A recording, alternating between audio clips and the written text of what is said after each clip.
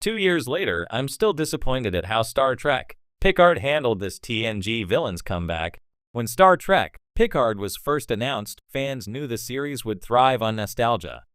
The show wasn't just about following Jean-Luc into the twilight years of his career, it was about celebrating the legacy of the next generation.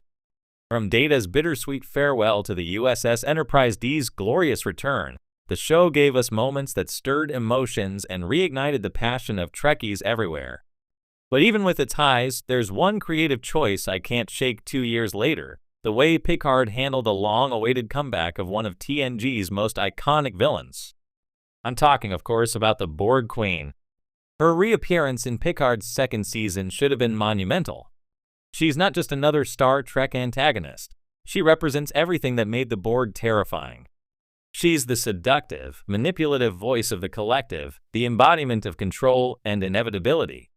When she appeared in Star Trek First Contact, she instantly elevated the Borg beyond faceless drones into something deeply personal. So when Picard brought her back, expectations were sky high. Unfortunately, what we got was a version of the Queen that felt less like the culmination of decades of storytelling and more like a missed opportunity. The Borg Queen's history made her return essential. To understand why her portrayal in Picard was disappointing, you have to look back at what made her so effective in TNG-era Trek.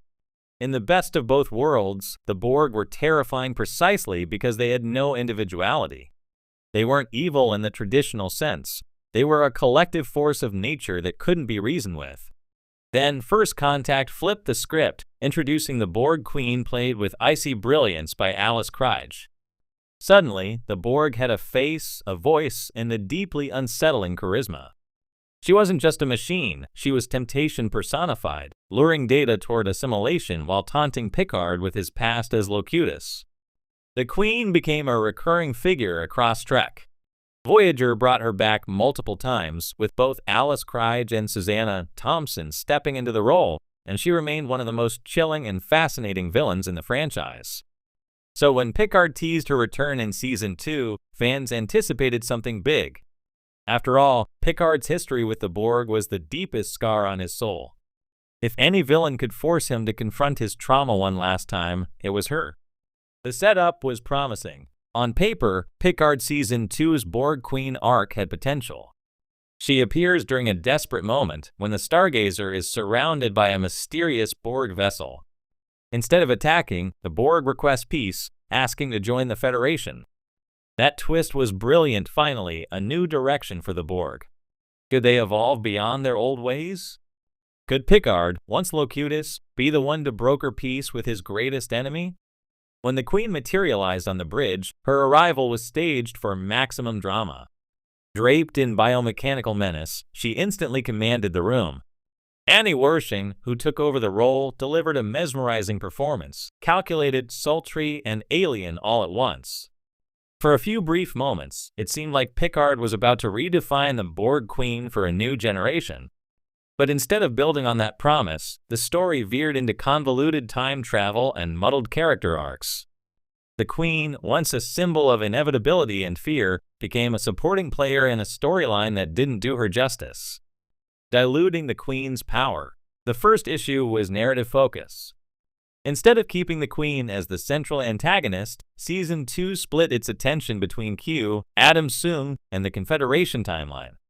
This scattershot approach meant the Queen never got the full weight of being the villain.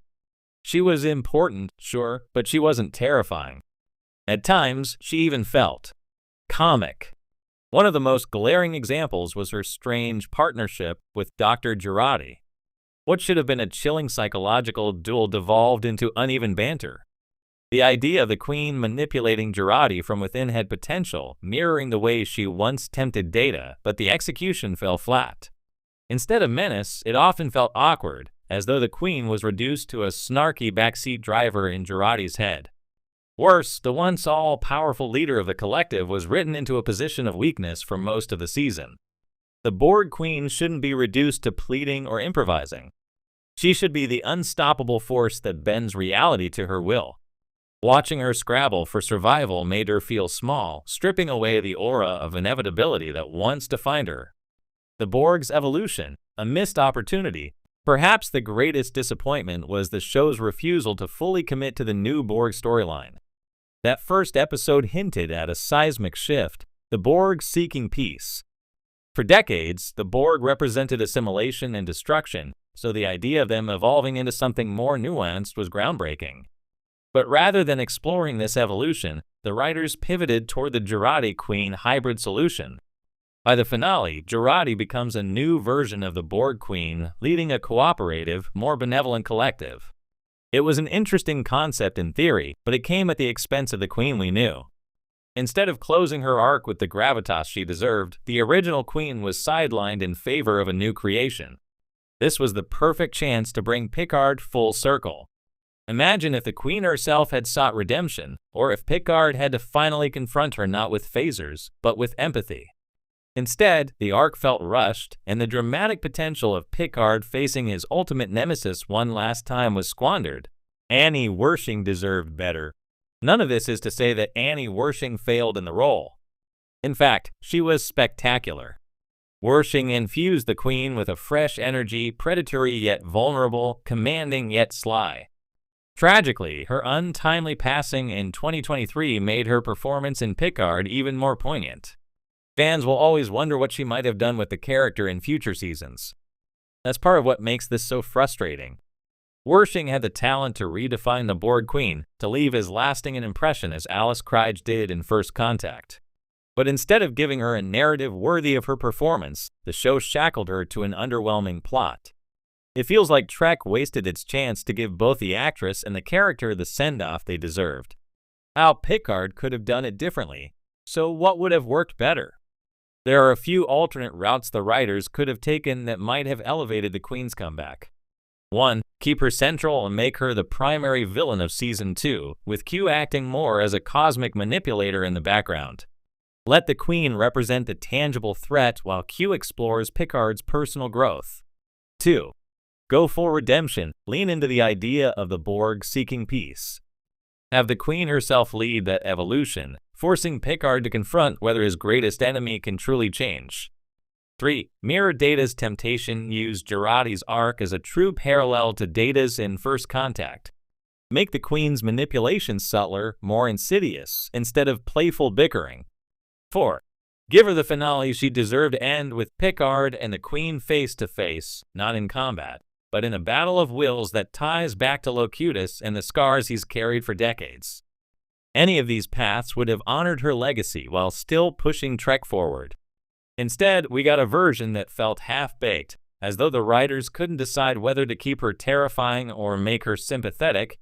The legacy of a mishandled comeback. 2 years later, I still think about what could have been. Picard gave us so many,